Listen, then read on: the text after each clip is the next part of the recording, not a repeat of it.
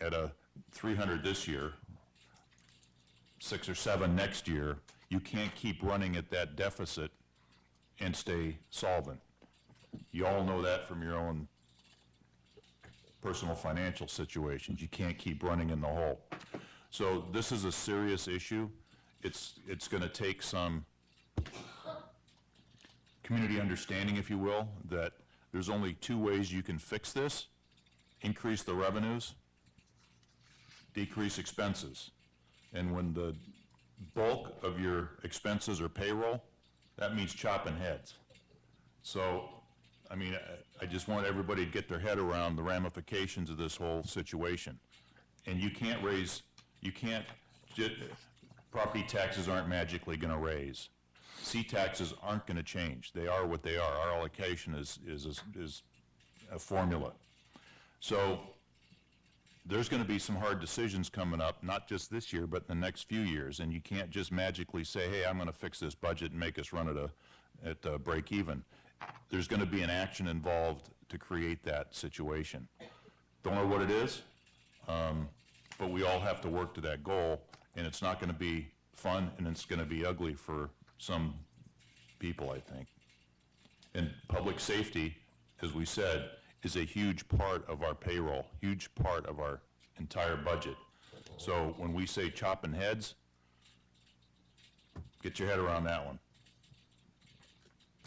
Councilman Green. Yes. Sorry. Yes, along those same lines as George, to try to put this in kind of layman's perspective. In our budgeting, we consider capital outlay as an expense.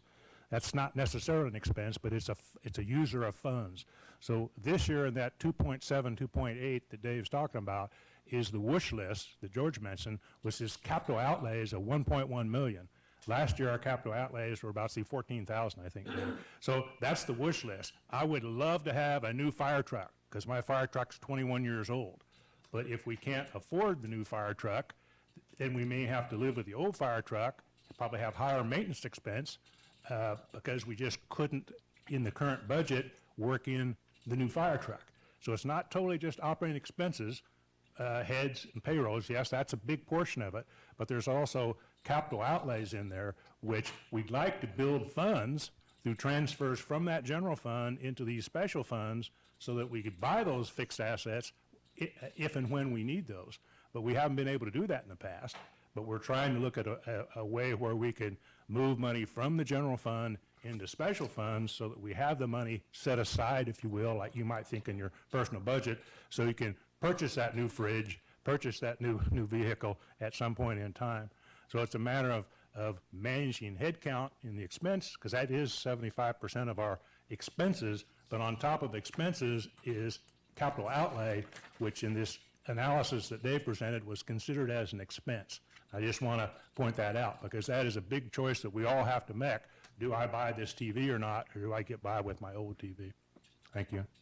Okay. Any other public comment from council? Okay.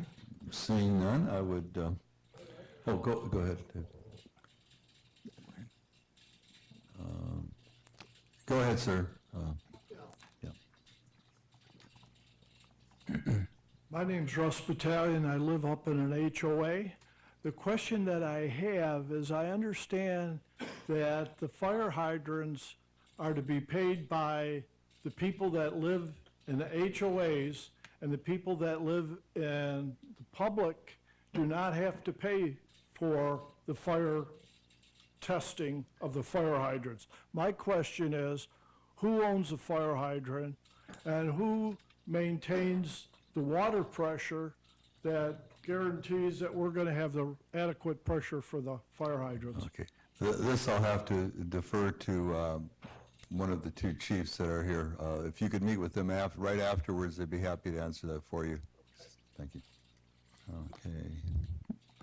Mayor, if there are no further questions, I would just thank the council again. I know we're going to be rolling up our sleeves and looking under every rock and and I'm sure we'll make significant headway. There's some areas that, are before us that we can really work on. Capital outlay expenditures is one of those. New staffing requests of 8.5 new full-time equivalents. Those are some areas that come to mind readily, as well as budget transfers from the general fund in support of some of the other funding that other funds rely upon. So with that, it's staff's recommendation that City Council direct staff to file the fiscal year 2016-17 tentative budget with the Department of Taxation on or before April 15th. And that document is all ready to go. We have that prepared thanks to Dodie. She's been incredible and throughout this process. And also to include in your recommendation that you approve the 15-16 budget hearing dates scheduled for May 11th, which is a Wednesday, and May 12th, a Thursday, beginning at 3 p.m. on both dates. Thank you. Councilman Haven, did you have a question before? Or? Okay, good. Okay. Councilman Rapson. If there are no more questions, I'll make the motion. Go ahead. Do we have this? Go ahead. I'll move to the fiscal year 2016 and 17 budget hearing dates and as described by Mr. Empey, and direct staff to file the 2016 and 17 tentative budget with the Department of Taxation. And we have a second. Call for the vote. Councilwoman Delaney? Oh, okay, thank you. And that motion passes. Thank you. With council's permission, I was asked if we could move zoning item number 13 up next. The gentleman has to leave for Las Vegas for emergency reasons. Any questions on that? Is that okay? Okay, go ahead. Fine. Thank you. Consider number 13, we're going to be jumping ahead here. It's consideration of conditional use permit, case number CUP-16-001, Mesquite Plaza, to allow weekly farmers markets at 312 West Mesquite Boulevard in the general commercial CR2 zone, with discussion of possible action. That's Mr. Seacrest. Thank you, Your Honor, members of the City Council. Mrs. Phyllis Frias, who controls this property, the Mesquite Plaza, wants to offer farmers markets on a regular basis. The plan is to hold a weekly market Friday afternoons and evenings, beginning next month and into the late fall. A farmer's market is a conditional use in the general commercial zone, which is why it's coming to council, which basically means it's a discretionary approval. It's a use that's not permitted at every location within that zone, but it may be approved at certain locations or under certain conditions. So it's to the council's discretion to approve. And in doing so, the council needs to find that it meets the criteria of the master plan, that it's consistent with the general zoning for that area, that it's not going to be a detriment to general health, safety, and welfare. Those kinds of criteria are what the conditional use is based on. Mr. Reef, as the applicant who's brought this application, he's been working with the city on getting this together. He's been talking to the health district as well to line up their permits. Okay. Question, Mr. Rapson. Councilman Rapson. Just a real quick question. I think this is a great idea, and I think I know the answer to my own question. I assume that by generating increased traffic in that same shopping mall, that the businesses are all on board with this. For sure. Okay, Yes. good. They actually encouraged us to Excellent. do this. I, again, got the right answer for once. Thank you. Okay. Any other questions from council? Councilwoman Delaney. And so after we approve, assuming we approve, then you have to go to the health district to get their approval? We have already done that. We have at least the beginning application with the Diane Meyer at the Health District, and she has to come out to visually inspect the premises to make sure that it's suitable, and then she'll give us the permit, assuming that we pass the inspection. And when you say farmer's market, are you just saying fresh fruits and vegetables, or are there going to be craft items, or Yeah, arts and cooked items? crafts, arts Just and what kind of crafts. things do you mean? Possibly maybe a catering wagon in there, but primarily a farmer's market with fresh produce. And that's the key, getting vendors to come. That's really the trick, really. Okay. Okay, any other questions from council? No? If not, I would seek a motion, Give public comment. or, there was, no one signed up for it? No. No. Okay. Councilman Hafen? You ready for a motion? Yes, yes, sir. Mayor, I move that we approve conditional use 16-001 and find that it is in compliance with the zoning and the other recommendations from Mr. Seacrest. Second. Okay. Call for the vote. That motion passes. Very good, thank you. Thank you very much. Drive safely back. Thank you. Good luck. Okay. Item number 7 is consideration approving the proclamation Relay for Life, April 15th through 16th, 2016. And I have that proclamation here, and I believe we have somebody from Relay for Life here. Okay. I'll read the proclamation if that's all right. Thank you. Okay. Whereas Relay for Life is the signature activity of the American Cancer Society and celebrates cancer survivors. This is anyone who has ever been diagnosed with cancer, and caregivers, and remembers those lost to the disease, and empowers individuals and communities to fight back against cancer.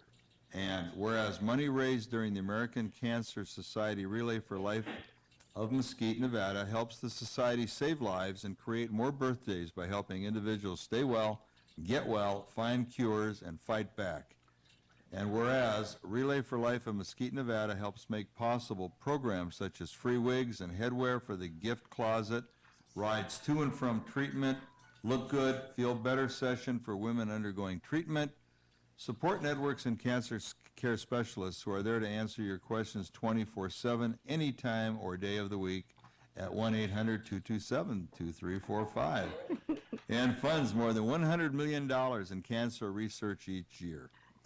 Now, therefore, be it resolved that the mayor and the Mesquite City Council of Mesquite, Nevada do hereby proclaim April 15th through 16th, 2016 as Relay for Life Days in Mesquite, Nevada, and encourage citizens to participate in the Relay for Life of Mesquite, Nevada, an overnight event April 15th through 16th, 2016 at the Virgin Valley High School from 6 p.m. until 9 a.m.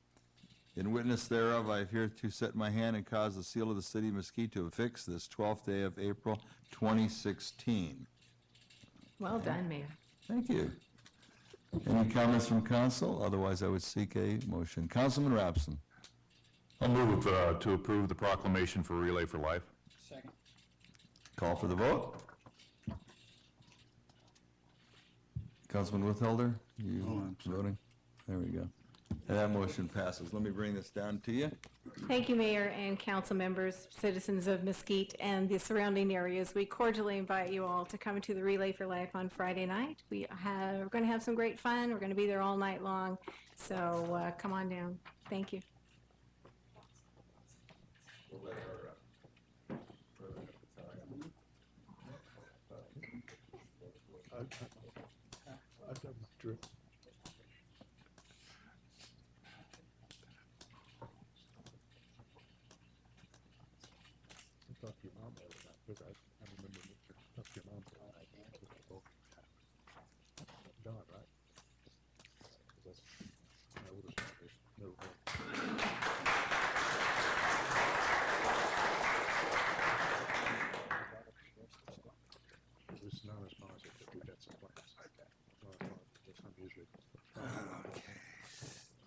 Item 8 is consideration of approving a proclamation.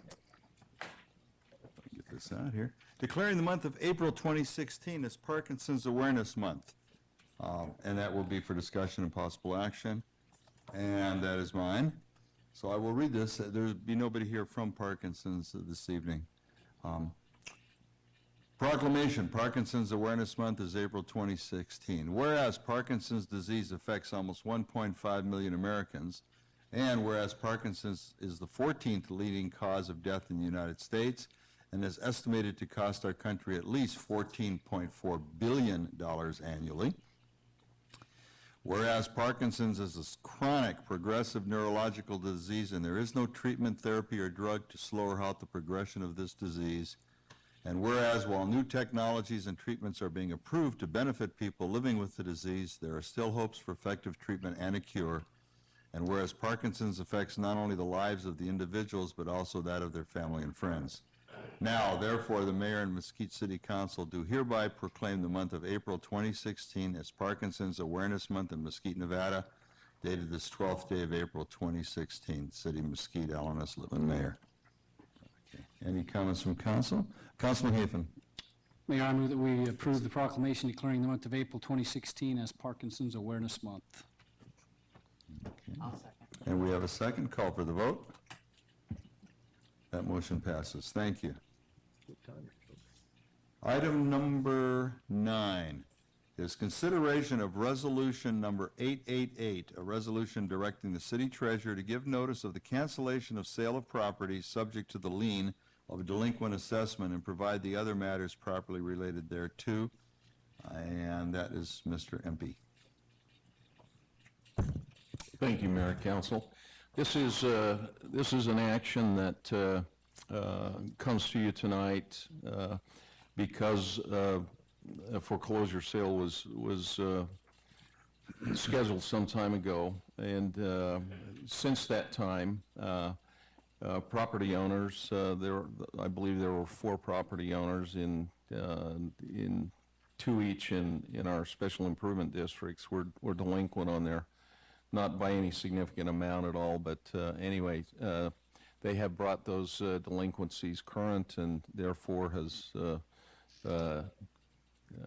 negated the need or requirement to conduct a foreclosure sale as originally contemplated. So we appreciate your decision to go ahead and cancel that sale of properties. Thank you. Councilman Rapson. If there's no questions, I'll make a motion. Go ahead. Move to approve resolution number 888. Second. We have a second. Call for the vote. Motion passes. Thank you. Item number 10 is consideration of resolution 884, creating a special revenue fund for economic development purposes and other matters properly related thereto, and that is Mr. Baker. Thank you. Mayor, members of the council, you have before you Resolution 884. This comes in response to the Economic Development Cities Incentives Committee recommendation to create a fund for economic development incentive purposes. During the October 27, 2015 meeting, the council directed that this fund be created, so this is the actual formal mechanism to create that. I do want to go on the record and say no general fund dollars are involved in this fund. This only comes from land sale proceeds. So just so everyone's clear on that one. So with that, I'm happy to answer any questions that you may have. Questions from council? Councilman Green. Yes, sir, and I have a question. Are we restricted as to the use of this fund? I can't remember from the report that was sent from the incentives group that we approved, but in terms of use of that fund, as to what type of incentives we want to do, how we want to use it, are there any restrictions that we should be aware of? Those restrictions would be created by the city council and by this resolution. And so the way it reads right now is this is just this is available to stimulate economic development activities. Okay, so it's Those are be up to us to establish any restrictions if Yes, needed. it does say in here that special revenue funds shall be utilized on an as-needed basis and by application reviewed and approved by the city council. So it's not a staff level thing, it's a council level approval expenditure of these funds, so. Okay. Councilman Hafen. This question's for Mr. Ampe. I assume that he's one of the petitioners. He's good with this? Yes, yeah. The source of funding, the resources that will be made available are entirely driven by land sales, and that's it. Because you have a big job ahead of you to do your magic on that budget that's coming up. Councilman Rapson. Yeah, I hate to prolong this long meeting, but a little background. The committee met, the committee that was adjourned convened to decide what kind of economic incentives, for instance, the Exit 118 project that'll be later on the agenda, that sort of thing, this was their recommendation. We essentially agreed that that's a good idea to take a portion of our land, which we have a significant amount of, and do something there where we can sort of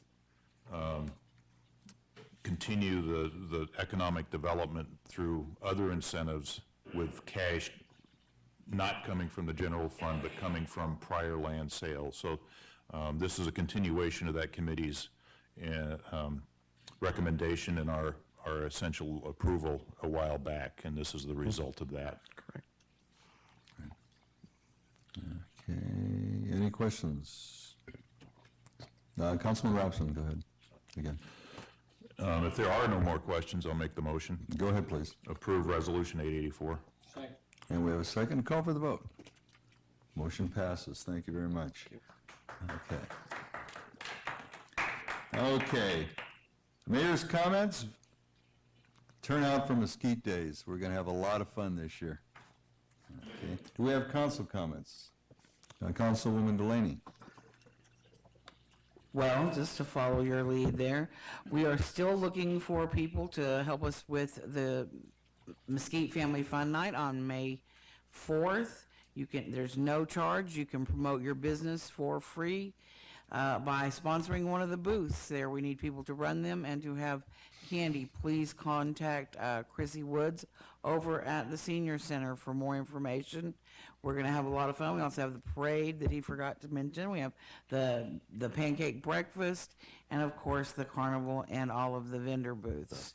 So everybody turn out for that. We're going to have another great Mesquite Days. Councilman Withhelder. Thank you, Your Honor. I just want to thank everybody that showed up for opening of Little League last Monday night. We had a fabulous time. We've got almost 300 kids again this year, and everybody that volunteered, and the clergy, and the color guard, and everybody involved. It was just a marvelous turnout. So I want to thank everybody from the bottom of my black heart. Thank you. Councilman Rapson. Went to the LVCVA meeting this morning. I just wanted to share a couple of statistical things that I think were interesting, not specific to Mesquite, but with respect to visitors in general, since that's what they do, is create visitation. Adjusted visitor spending, the total annual, including room, food and beverage, this is including gaming, which is actually a small piece of this, is $30,513 million by visitors. That's who come to Clark County. This is Las Vegas, basically Clark County. 21% of the sales tax generated in Clark County is by visitors. Taxable property values is an interesting number. Casinos and hotels generate $19 billion. Residential is $121 million. So you think about how many homes that are in Clark County versus how many casinos are in Clark County, a couple handfuls. It's a staggering number. It's about 20%. Average taxable value per acre by land use, hotels and casino, taxable values on average $5.3 million an acre. Residential is 1.1 an acre, but remember, there are very few 1 acre homes in Clark County, so that 1.1, if it's a quarter acre, is 250,000. So it's a staggering number, what the hotel casinos generate for Clark County. The biggest taxpayer is MGM Resorts, 3.4 million in billion in assessed value. Caesars Entertainment, almost 2 billion in assessed value. Nevada Energy, interestingly, is third, 1.7 billion, and then it goes down to more gaming properties.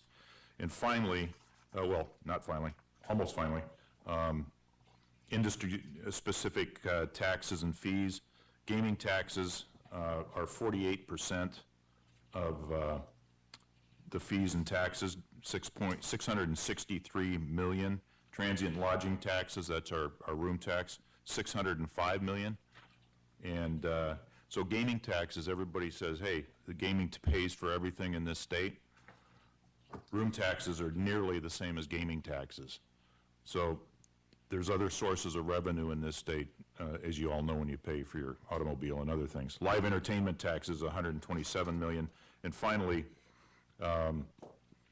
sales, selected tax collections attributed to tourism. This is just attributable to tourism.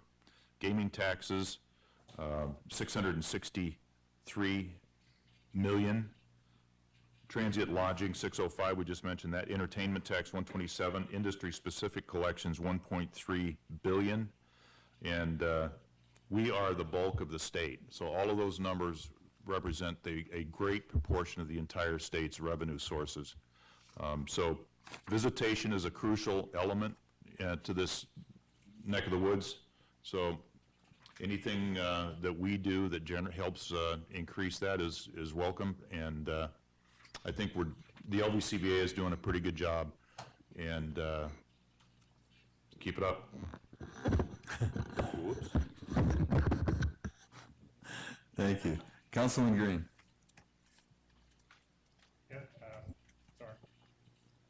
Get that right. At our meeting a couple of weeks ago, Burton Weiss, who's the chairman of our workforce training organization here, reported that we'd filed for a grant of some $360,000. I'm the treasurer of that organization. I just want to report that we were successful in gaining that grant. So it's a $360,000 workforce training and development grant. It's split between youth and adults, 50-50. 180 apiece. Youth is, I think, don't quote me on this, is defined as age 24 and under. So the organization that will be running that is chaired by Burton Weiss. A lot of the HR people around town are on serving on that. So we were successful in getting that grant, and so we're going to be opening an office and doing what we can to train and develop a greater workforce here in Mesquite.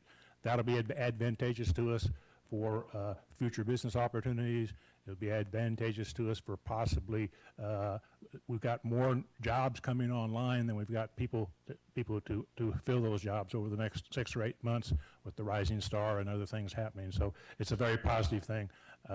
So again, I just want to report on that on Burton's behalf. Thank you. Thank you. Any staff reports? Okay. Seeing none, we will move on to item 14. Consideration of the introduction of Bill number 499 as ordinance number 499, amending Title 7 of the Mesquite Municipal Code Building and Development, Chapter 4 Residential Construction Tax, amending Section 2 Definitions, Section 9 Limitations on Appropriation and Use of Special Fund Monies, Refunds, and other matters properly related thereto. We will be setting a public hearing, I believe, 2 weeks from this evening on that item, so there will be no comment from the floor on this, and this is Mr. Sweeten's item. That's correct, Mayor. What this does is it just cleans up, you heard it earlier from Wes Henderson, the Nevada League of Cities proposed a bill in 2015 that made